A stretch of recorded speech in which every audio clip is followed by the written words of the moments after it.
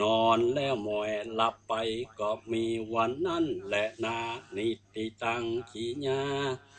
สังวันนาวิเศษจ่าห้องเหตุแปดแรงออกยอดผูกทวนหาบ่เนินจ้าเหิงนานจากปะนิโยสารสุดซอยใจก้อยฟังไปก้อยฟังไปเต่านี้ก่อนแลก็บังคมโสมเลสเดสาธุสาธุอนุโมทามิจบลงไปก็คิดว่าคณะสัตยาติโยมก็คงจะเข้าใจเนาะทำเรื่องได้คติธรรมคำสอนหลายอันหลายเจื่อเนาะลุงเนาะบอกหรอกผัวแก้วเมียแสงเตาแป้งโอฟักผัวเป็ดเมียยักษ์จงจักสิบหายอีเนาะอันนี้เป็นผัวแก้วเมียแสงเป็นเจื่อกำเมียบนโลกเมียเป็นประสบการณ์หนักกว่าเนาะเขาเรียกว่าเป็นเรียกว่าคือความเคารพซึ่งกันและกันคือเกียรติกันเป็นมากั้มกันเนาะมากั้มกันบารมีของเปิ้นจะไปคิดว่าเมียเนาะแม่ยิงไอ้ล่ะทุกอย่างเนี่ยมันบางครั้งเขาบอกฮู้ของฮู้กว่าเขาเนาะธรรมะนี่มันบ่มีแม่ยิงปอใจนะมีแม่ยิงปอใจก็อย่างเจ้าเนี่ยถ้าบ่เจอเมียเนาะไปเอามาตัวงามๆมาเนาะโอ้ก็มันก็อย่างว่าเนาะมางามบ่ได้มันไปแข่งแป้บ่เนี่ยมันบ่มีกำลังบังชาบ่ใจมากแก้วเนาะนี่เพิ่นเจือเมียเพิ่นเอาตองไปห้องเขาเนี่ยคนบ่เก่านี่เพิ่นมีวิธีเนาะวิธีของเพิ่นโลกมีวิธีมาตัวใดแล้วก็เมียของตุ๊กตานี่ก็เคยเป็นเศรษฐีมาก่อนนี่เนาะเป็นเศรษฐีมาก่อนเป็นลูกเศรษฐีอ่ะมีประสบการณ์หลายอันหลายเจื่อนะประสบการณ์หนักแล้วก็อีกประการหนึ่งก็เป็นคนที่มีศีลมีธรรม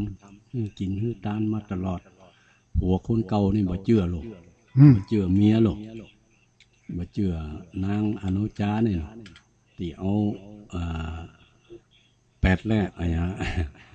เอากะแลไปแลกเนาะเอาไปแลกทองคำกะแลออกยอดเอาไปแลกทองคำเมียเป็นบอกว่าเป็นของดีที่จะเกิดขึ้นเสริมสร้างบารมีผัวมันโลภมันบ่นี่บ่เจื่อเนี่ยนางก็เลยหนีออกมาในเมื่อบ่เจื่อเฮาแล้วก็อยู่ด้วยกันบ่ได้ละอย่างนั้นก็หนีออกมานี่มันได้เจ้ามันอุดมคติบ่ตรงกันนี่เนาะกันคนหนึ่งโลภคนหนึ่งหันว่าเป็นสิ่งที่ดีเงินคำนี่มันฮู้จักเสี่ยงเนาะแต่ว่าสติปัญญาของคนนี่มันบ่เสี่ยงมันกินบ่เสี่ยงอย่างที่ว่าไปหันทองคำในป่าเนาะป่าแต่เจ้าบ่ฮู้ลูกไปเป็นไปได้จะได้เนาะตุ๊กตานี่บ่ฮู้ลูกถ้าเป็นเตโจยาโมก็บอกว่าถ้าเตโจนี่ก็โอ้แม่นะแม่มันทองคำเฮาก็เนาะถ้าเป็นยาโมนี่ก็จังว่าเนาะทองคำโป้ยังบ่เห็นนั่นเป็นแบบนี้นั่นน่ะเนาะเตโจยาโมผัวเมียแล้วมันเข้ากันแล้วมันถ้าเป็นพวกแก้วเมียขวดนี่อีกเนาะพวกแก้วเมียขวดพวกแก้วเมียขวดนี่ก็นักแก้บ่พวกแก้วเมียแสงหัวเกี้ยวเมียแสงเตาแปงอวบฟักหัวเปรตเมียยักษ์จงจักสิบหายมีทองคำเต็มลำเหือถ้าคนมันบ่ซื่อสัตย์ต่อกันมันก็ถึงเสี่ยงเนาะอันเรื่องไปหันทองคำนี่นะเนาะครับตะก้อนเคยเล่าเนาะว่าอันตีบุญดอยเขาเนี่ยมันมีเป็นเหล้านะเป็นเหล้าเชื่อบ่เชื่อก็เป็นเหล้ามาโตดกันเนอะเดี๋ยวผูกมีคนมาสอบพูดกันผูกมีคนมาสอนนะเป็นว่ามีคนเลี้ยงงัวอยู่มีคนเลี้ยงควายอยู่คนหนึ่งหมอนี่มันถึงเลี้ยงควายถึงวันอ่ะอันนี้ลูกเกี่ยวข้องไงแล้วก็เอามีดเทียน โดยคนควายมาปล่อยควายอยู่ตำหมูตำตรงตำนามันก็ไปพักอยู่ที่พื้นก็ไม่อยู่เป็นตีควายมันหนักมันหลายหรอกสมัยก่อนเป็นเรื่องก่อนขับมาแรงมาก็ควายก็ปีกถึงเวลามาควายมันถึงหูลูกมันปีกไปก็มันก็ไปโดยคนควายไปเฮ้ยจนถึงบ้านควายเข้าแรงเข้าหยังมันก็สุมไฟสุมหยังเฮ้ยมีอยู่วันหนึ่งทุลุงมันก็ตัวควายพอแรงมามีควายหันตัวไปควายปู้มันเหมือนย้อมออกโคลุงควายงานฟื้ออยู่ที่โคอยู่ที่อันปืนเขาบงเขาไหลเขาบงอันน่ะ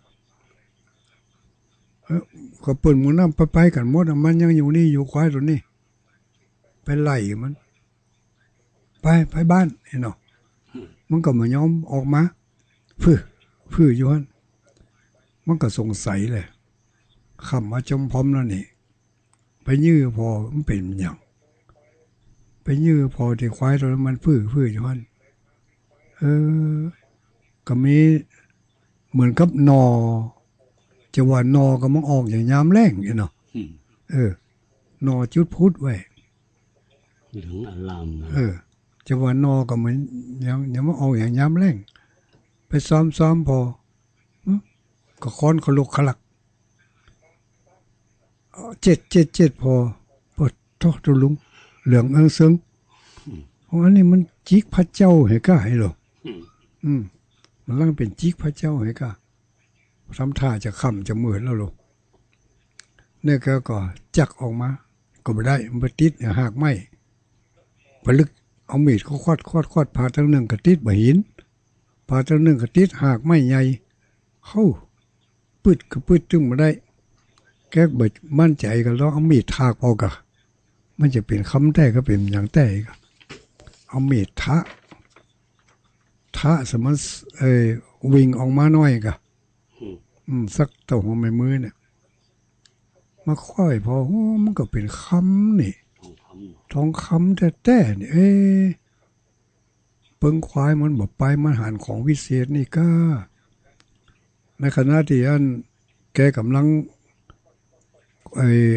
ขูดญาติอาจจะเอาทองคำมันนะควายนั้นมันออกไปแล้วนะตัวหมูมันไปบุญอ่ะว่ายพอควายควายตัวนี้ไปไหนปุ๊บตัวหมูไปบุญละ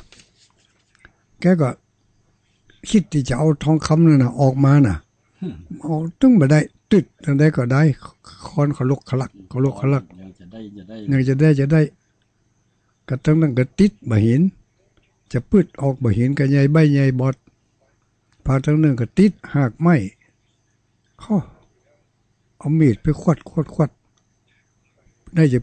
คือปุ่นอ่ะมันไหลไปไหลมานะออกก็ต้องมันได้ขวัดไปกันหนาไปอยู่ดิกมีดซ้ำน้อยฮะอย่าได้กับจากเนี้ยเหือปังใครได้ก็ใครได้ก็เลยเอาขี้เหนียวปกไว้เนาะขี้เหนียวปกไว้มันผูกมาเอาดีกว่าจะมาเด้อในขณะที่แกก็ย่างไปทุกวิททุกหวำพกวิทพกหวำไหลด้วยก้นควายนะควายพอจะถึงบ้านบุญเนาะแกก็พกวิทพกหวำตัวไป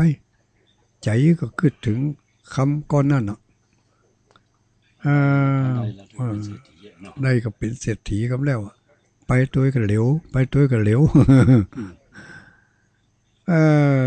เอาไปควายเข้าแหล่งก็ยังตามพื้นตามไฟ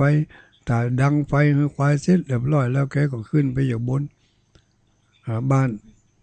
เมียมาห้องกินข้าวเสร็จเรียบร้อยแล้วก็เอาน้ำตามโกมหรอ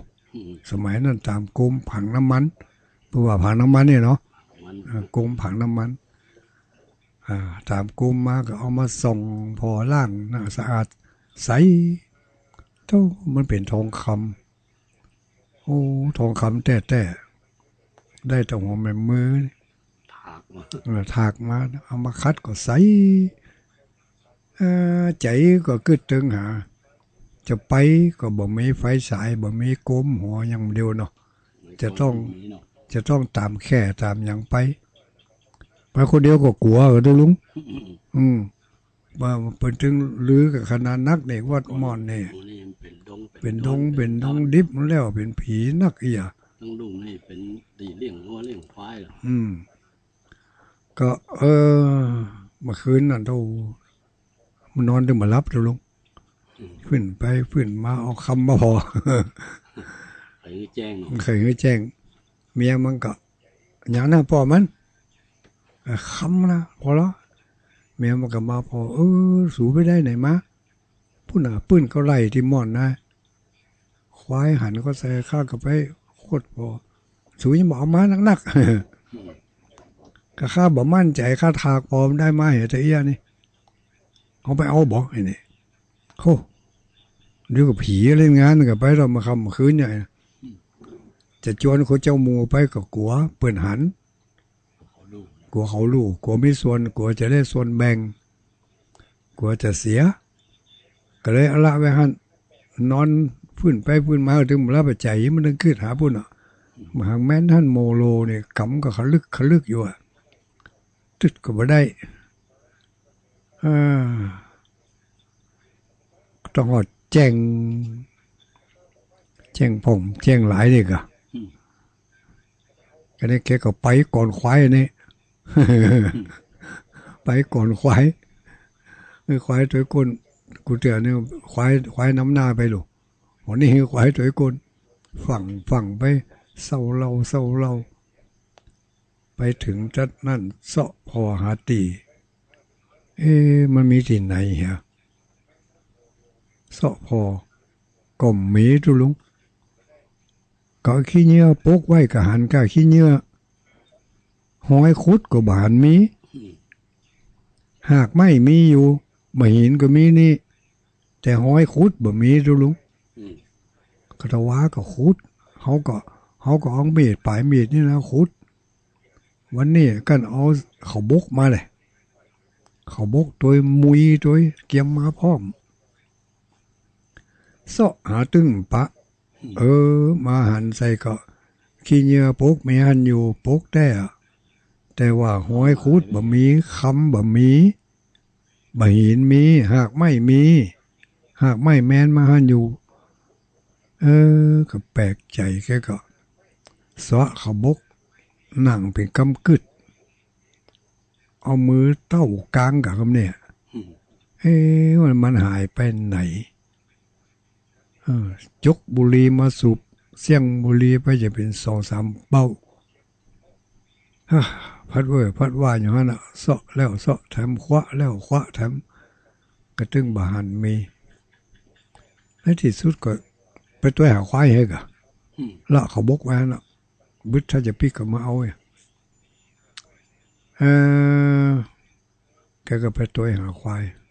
ต้องหอดคำมาแรงมาแกก็ปีกมาเอาเขาบกก็ยังมาแนมใจยังเอาเขาไปเคาะอยู่ก็ตึงบาหันมีขุดลงไปตัวหอมนั่นก็ตึงบาหันสักคำสักก้อนแกก็ปีกไปบ้านต้องหอดควายเข้าแมลงไปก็จัดการอย่างตามหน้าที่ปะอูแม่มันฟังแม่มันบ่มีหอมันเรื่องแปลกแล้วไปคือแกก็ไปยื้อพอที่หิ้งปูจาเลยแกเอาคำไว้ฮันโหลเอาคำไว้ที่หิ้งปูจาไปยื้อพอมาล่างหายให้ก็ไอ้นะไปยื้อพอซ้ำมันก็มีนี่อยู่อันนี้เนี่ยหันห้อยมีดหันห้อยอย่างทากอยู่ก็ยังใส่อยู่เหมือนเดิมแกก็แปลกประหลาดเรื่องนี้ก็แปลกประหลาดนี่เป็นฮือเท่าอันทุลุงเป็นฮือเท่าอันนั่นนะแล้วก็แถมอย่างหนึ่งถ้าเกิดว่าเอาหนักกว่านั้นคือบุญมันบ่ถึงเนาะบุญมันบ่ถึงจะด้วยเหตุอันใด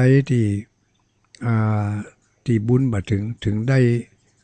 เท่าอันนี้ก็เป็นปัญหาที่จะต้องศึกษากันต่อไป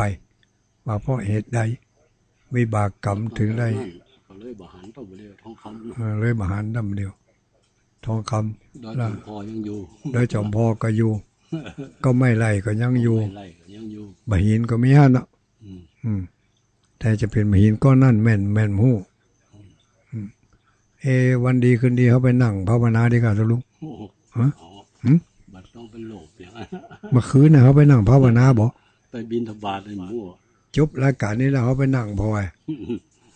เธอจะปากเลยฮู้บิณฑบาตเอาอย่างหลวงพ่อโตบุเพกตะบุญญาตาบุญที่ได้ทำมาในปางก่อนถ้าหากว่าเขาได้ทำมานักเขาก็จะได้นักบ่ใช่รับเป็นสมบัติของเฮามันจะร่างเป็นสมบัติของเขามันบ่ใช่สมบัติของเฮาถ้าจะได้สมบัติของเฮาไว้สมัยก่อนปางก่อนถ้ามันเกิดจาก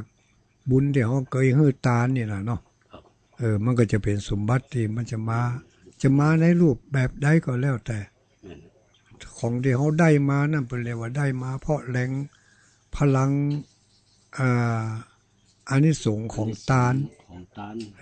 ตาลคนที่ทำทานย่อมจะได้สมบัติเป็นของตัวสมบัติในที่นี้นี่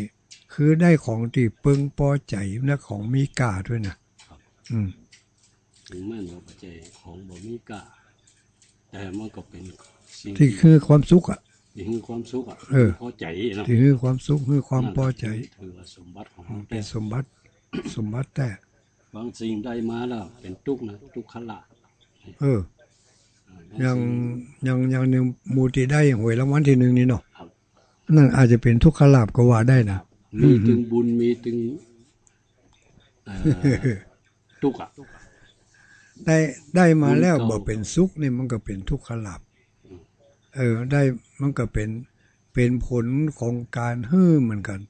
แต่เฮ้อแบบที่ว่าเฮ้อโดยความกินแหนงเฮ้อโดยความบาดเต็มอกบาดเต็มใจแล้วก็เฮ้อยังเสียบ่ได้เนาะเฮ้อพ่อกลัวเปิ้นว่าเฮ้อพ่อกลัวเปิ้นเล่าขวัญว่าโอ้เป็นคนใหญ่คนโตแต่ว่าคนมีเงินมีทองก็เปิ้นคนหนึ่งอ่ะมีหน้ามีตาแต่เปิ้นตั้งเปิ้นช่วยเหลือกันนี่นะเนาะเปิ้นเป็นตู้อะไรอย่างก็ถึงมื้อทุกวันนี่ตู้ปันสุขตู้ปันสุขมันน่าจะเอาไปใส่ที่ตู้ปันสุขอันนี้มันซ้ำไปเอาของเปิ้นนี่นะเนาะมันหน้าที่ของมันหรือว่าศักยภาพของมันเนี่ยน่าจะฮื้อได้แต่มันทำตัวเป็นคนบ่ฮื้อไปเอาไปเก็บไ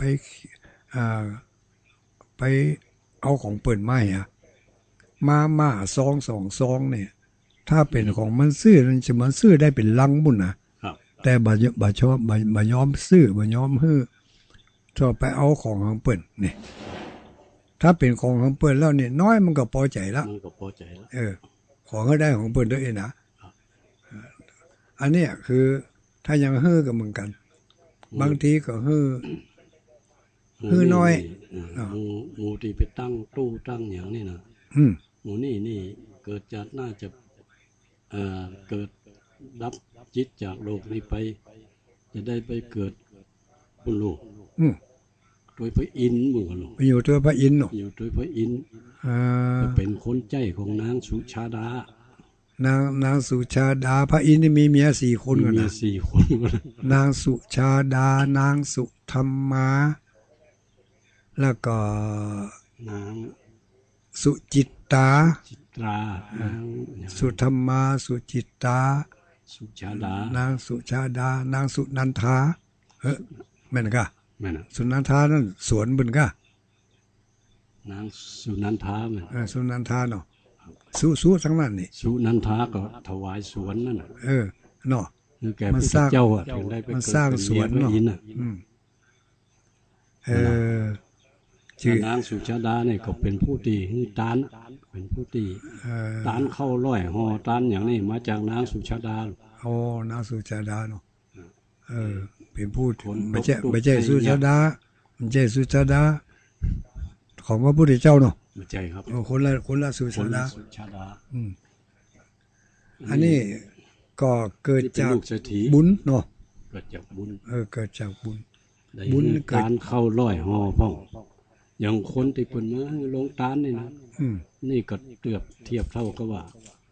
เกิดไปได้ไปหับใจนางสุชาดาเหมือนกันนะ โอ้ ข้อมูลนี่คือคน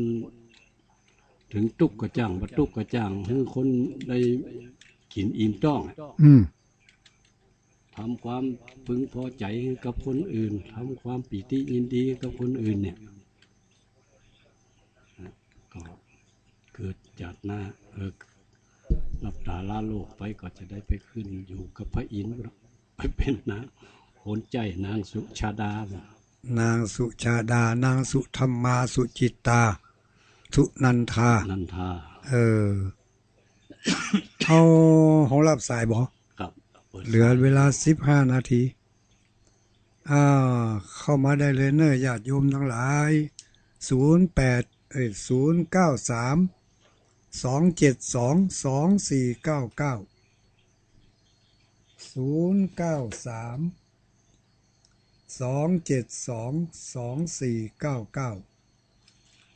ามาได้เลยเนอะ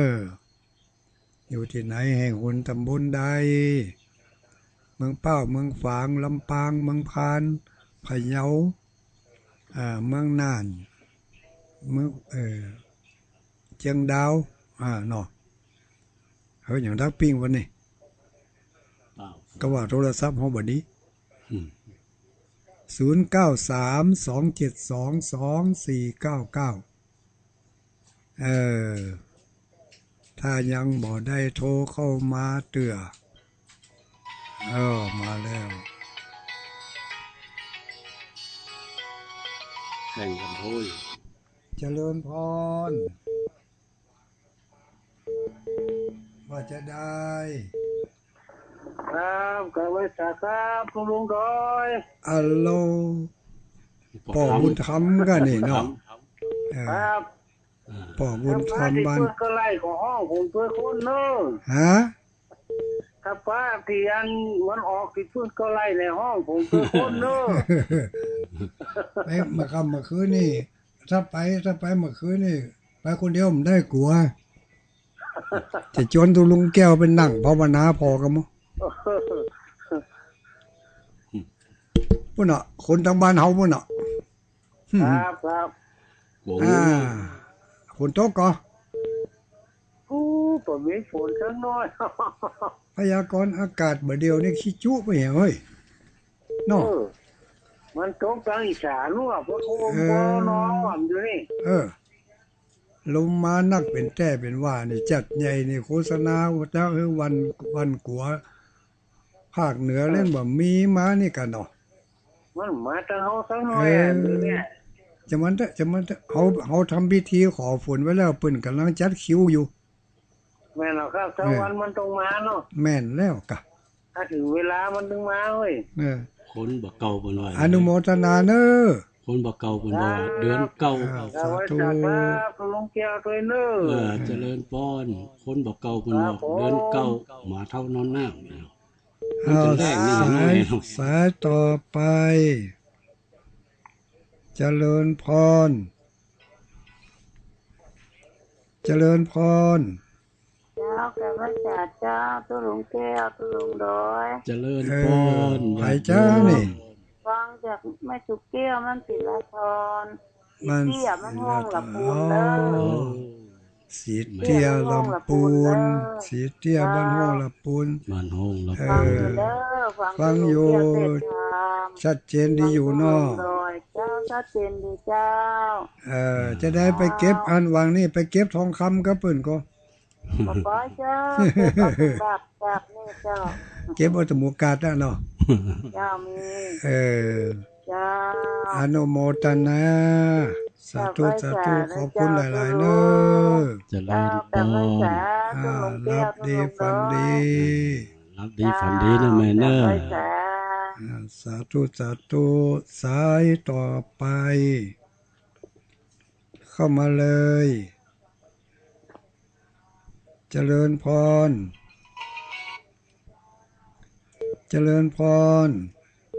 พระพุทธเจ้าท่านลุงบอยท่านลุงแก้วเจริญพรไผจ้า แม่เสียมเจ้าบ้านใหม่กันชนะไงอ๋อบ้านใหม่กันชนะก็นั่นน่ะหลอหายไปจัดเมินเนาะคนที่กั้นยอกกัน วันนี้แอกับแม่เลยกะเราเองกับแม่ตั้งข่าวแล้วตั้งข่าวแล้วกำเนิดต้องติดแน่ไอ้เนาะเราบ้านใหม่กันชนะเอาฝนมาเฮ้อบ้องเนอะฝนบ่มีเจ้านั่นเตอะยังน้ำแก้วเหี่ยวหญ้าหญ้าผมว่าน่ะพักน้ำแก้วเหี่ยวไปได้กินยอดกันเก็มน้ำปูไว้จัดดีนี่นึกว่าจะได้กินก็ได้ว่าจะได้กินยอดพักแก้วของเมืองจุนไงเหี่ยวไปเหี่ยวหมดเนาะอนุโมทนาสาธุสาธุท่านทำกับมวลนี้น้องท่านตุลุงแก้วทำพระบุญเฮ้ยขอบคุณเนอะเป็นกำลังใจตุลุงแก้วทั้งสองตนสององค์นะเจ้าสาธุสาธุรับดีฝันดีสายต่อไป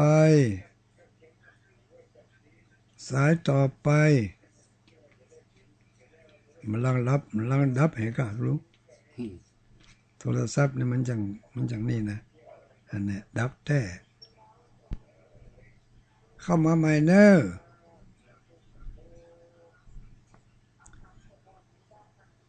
ตรง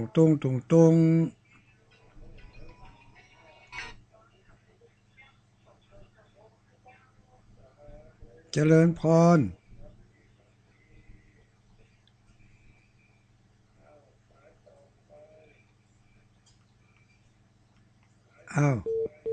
เข้ามาได้เลยอัตตะกำลังลุกนี่รับลากกันก้านั่นฟังอยู่แล้วเสียงยังเพิ่นรับลูกไผแม่จันก็ฮัลโหลเจ้าแม่แสงล่าเจ้าแม่แสงล่าที่ไหนเจ้าเจริญเจ้าฮะบ้านวังเจริญบ้านวังเจริญแม่แสงล่าบ้านวังเจริญตำบลวังแก้ววังเหนือนี่เนาะวังเหนือถ้าวังนี่วังเหนือเนี่ยเนาะกดเรื่องตันเกินเจ้าวันนี้ตันเป็นพิเศษเลยเนาะกำลังโทรมาครั้งแรกนี่โทรติดครั้งแรกอ๋อฟังทำหูเรื่องเนาะฟังทำเข้าใจดีเนาะฟังทำตุลุงแก้วเต็ดน้ำเต็ดทำก็เข้าใจอยู่เนาะแก้วเต็ดทำก็เข้าใจม้วนอันได้ไปเก็บทองคำกับเพื่อนก็ก็มันเดียวนี้มันก็ต้องออกแล้วรู้เม็ดหนึ่งก็หลายบาทแล้วนะทองคำเดี๋ยวนี้เป็นทองคำสีขาวเฮ้ยถ้านอกมันดำถ้านอกมันดำทางในมันขาวเป็นเม็ดตัวหอมไม่มือเนี่ยทองคำเดี๋ยวมันขายเป็นลิตรหนูนั่นกะมันขายเป็นลิตรทองคำขายเป็นลิตรวะตำวังเหนียวบ่เลิกบ่เตอก็ขึ้นไปทางบุญขึ้นไปทางอย่างก็คนค้าคนเสียอย่างกันคนบกนานโอ้โธ่แต่เจ้าหันเขาส่งลายมาไปซ่อเฮ็ดทอบไปเป็นลมตายเหบนมุ่นน่ะน่ะเนาะคนยังจริงนี่นะก็ไปสอนบันจริงบันเหนียนี่นะอนุโมทนาเนอะสาธุรับดีฝันดีนะแม่เนอะสายต่อไปเข้ามาเลย สวัสดีลูกไหนมานี่ลูกนี้มาไหนชื่อว่าจะได้แม่ตุบันลองโอ้บันลองนี่ได้กินให้ทอบก่อนเปิ้นแล้วเนี่ยข้ออย่ามาใจร้าย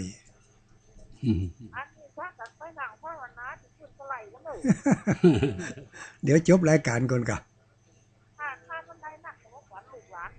เนาะเอาจะเอากี่ลิตร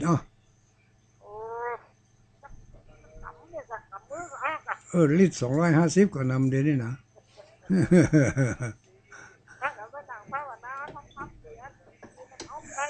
ที่ปื้นเขาไล่นะ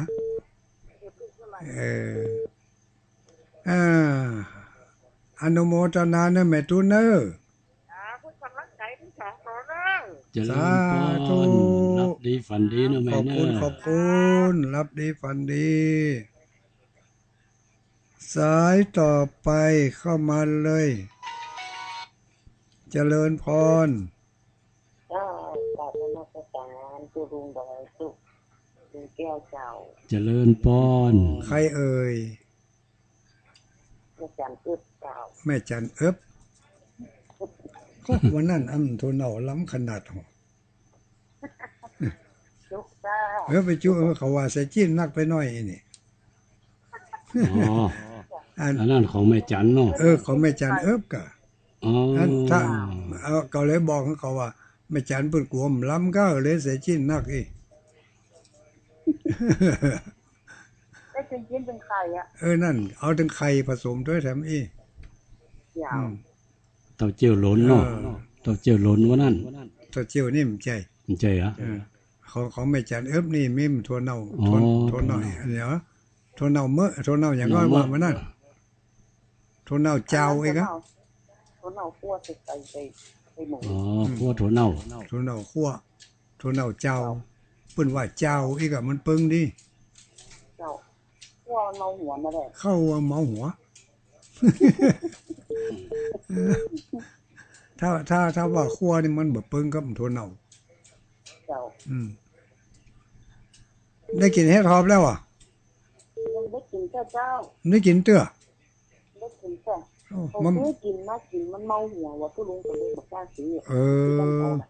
ไปนับได้นับกินแล้วเนาะส่วนมากจะเป็นเฮ็ดหักบางทีมันจะเป็นตะกอนมันก็เคยมีเฮ็ดที่อันกินแล้วเมาหัวอย่างเฮ็ดหอมเนี่ยเมื่อเดียวนี่มันทำเดียวซ้ำให้กับคนมันไปซ่อเฮ็ดมันบ่แจ้งฮู้จักหรอกเรียกว่าเฮ็ดหักคนตะกอนเปิ้นฮู้จักอ่ะสองคนน่ะผมซื้อมากิน2หลังคานะเขาเมาหัวหากันก็เลยมากล้าซื้อกันคนเดียวเอาหมดอ่ะไปซ่อเอาคนเดียวเถอะเดี๋ยวนี้แบบได้งอมใจอย่างนี้สอนนี่นะโหนี่มากล้าเนี่ยนะชอบไม่ซื้อหมูเข้าว่ะมันจะเอาหัวเขาไปเคาะหรือเอามือเคาะอนุโมทนาสาธุรับดีฝันดีเจริญพรเจ้าถึงเจ้าไก่จ้าเนี่ยถ้าจะไก่พวกนี้เนาะเนี่ยเป็นไรเจ้านั่นก็เรียกว่าไก่แม่ตองบุรีเป็นแม่ตองบุรีขาดไปหลายปีนี่ไม่เกี่ยวเหมือนมันแปดมันบัดซ้ำขาดไปเป็นปีเพื่อนแม่ตองบุรีเนี่ยอากาศเนาะฟังถึงวันน่ะแล้วก็มาบัดซ้ำน่ะมันได้ก็ได้วันนี้วันนี้นี่ตั้งละปูนก็ได้ยินอยู่แล้วเนาะมาแล้วเนาะทั้งเชียงใหม่ยังมาเถอะทั้งเมียบ่เป้านี่มา3-4 สายแล้วเนอะมันถึงมาตามเชียงใหม่ยังนั่นละหายเนาะวันนี้ฝนถ้าจะตกห้ำเขาก็หาเป็นเรื่องการทำเนียนบางคนของพ่อมาจากฝากอันควรหยาป้าหนานดินป้าหนานดินกับไปแบบมาสักกรรมว่ะนั่นไม่ได้ฝากสักกรรมอ่ะมันเป็นยังฝากวันใหม่เป็นอาการที่ว่านาวันเกิดวันหลวงพ่อเจ้าเนอะอย่างไรก็ได้เพื่อนมาสักกรรมว่ะก้อยไปวันก่อนนะยันว่ะวันที่19นั่นลุงหนานวินก็ไม่ได้มาสักกรรมแม่เจ้าแม่ล่าท่าฟังวันจะไปนะก็เพิ่นไปสักกรรมอ่ะเพิ่นมาวันก่อนนั่นเห็นว่านะวันก่อนวันแต่งวันดานะก็เข้ามากันยังก็หันใจมาอยู่ลูก จ้างออกจ้างจ่ายไปหอมแล้วได้ไปหอมสักกรรมนี่เนาะมีกางหัวใจร้อยเมื่อนี้มองลองว่าน้ำพอจะยับละเจ้าถ้าเจนนี่เจ้าอนุโมทนาหลับดีฝันดีนะแม่เนอสาธุสาธุรับดีฝันดีสายต่อไปไม่จ้าครับมาต่อวันนี้มาจ้าไปหน่อยยังมาจ้าดีกว่าไม่มาเนาะครับมันติดลุดติดลุดกะครับตัวหลังทำมันมือตกแล้วเนี่ยวันนี้ก้านหมูเวียงปลาเป้านี่เนาะเรียนที่บริเวณนี้เลยผมไม่ปลาหนึ่ง2เนี่ยปลาหนึ่งในกระตุ้งยังมาสักปานีกำเตือเขากำลังกันกะเต็กลุดท่านเลยเนาะครับแม่ปานีแม่ปานีฝังกับเต็กลุดท่านเลยเนาะครับฝนตกกว่านะพวกมันจะเล่นเอาฝนเนี่ยมาตกนี่ก็แห้งแต่เนี่ยแล้วก็แช่ไว้พอแต่ตรงนี้หมดที่ดิ้งทำไว้อ่ะมีกระแจห้องเศร้านี่นะดูว่าห้องที่พ่อประเทศนี่งานน่าจะอยู่นี่อันนี้ก็ไม่ได้ไปกับเพื่อนนะซื้อกินนักรุ่งยังไงนั่นเถอะไปซ่อไปซ่อทองคำกะจานตัวเขาหน้าเขาได้บ้านเหนือนะจากบ้านนี้ไป20 กิโลกับประเทศนั่นแหละขึ้นไปทางอันวัดพระบาทตุงะก็ว่าไปตะวันตกไปทางอันศูนย์ตรงแม่กาตะวันตกเนาะแต่นั้นมาขายชาวบ้านที่บ้านผม10 กิโลนะมันอยู่ทางที่ตะวันตกเนาะมันอยู่ทางตะวันตกแต่ผมขอมาได้สารกับเขาครับซื้อกินของพวกเราจะง่ายดีเนาะมันเกิดมันอะไรก็คือมันอะไรนี่ยุงก็บอกครบหินก็บอกตอมเนาะครับอนุโมทนาเนอะเป็นกำลังใจสาธุโยมโควิดบ้านดอยหลังถ้ำตุลุงแก้วเขายั่งบอกเดี๋ยวสถานีมันจะทัดไปก่อนนะเนาะขออนุโมทนาเนอะศรัทธาญาติโยมทั้งหลายก็คงจะอ่านสายเจริญพรไปจ้าตุลุงเจ้าเจริญพรไปนี่ไม่เลือนกะเจ้าไม่เลือนแสนต่อแม่เลือนแสนต่อนะได้กินเฮ็ดลมแล้วครับไม่เลือนแสนต่ออันนี้สถานีหมดเวลาละหมดเวลาเนี้ยอนุโมทนาเนอรับฝันดีเนอะแม่เนอะไปจ้าเนอะสาธุขออนุโมทนากับศรัทธาญาติโยมทั้งหลายเนอะสถานีปิดแล้วก็ขอให้กุศลผลบุญได้ปกปักรักษาให้อยู่ดีมีสุขจัตตารโอธัมมาวัฏันติอายุวันโนสุขังปะลัง